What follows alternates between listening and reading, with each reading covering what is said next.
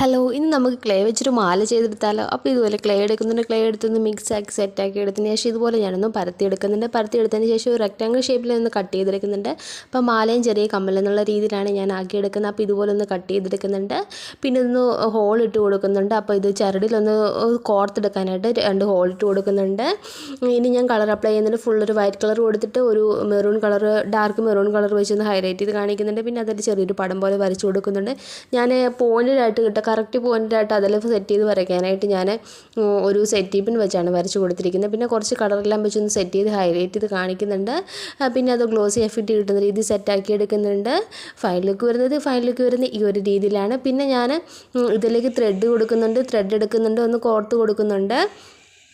ഒരു light cream പോലത്തെ ഒരു കളർ ത്രെഡാണ് ഞാൻ എടുത്തിരിക്കുന്നത്. ആ ത്രെഡ് എടുത്തിട്ട് ഇതിലേക്കൊന്ന് കോർത്ത് കൊടുക്കുന്നുണ്ട്. പിന്നെ ഈ കമ്മലിനെല്ലാം ഒന്ന് കൊളുത്തിട്ട് കൊടുക്കുന്നുണ്ട്. കൊളുത്തെല്ലാം ഇട്ട് കൊടുത്തിട്ട്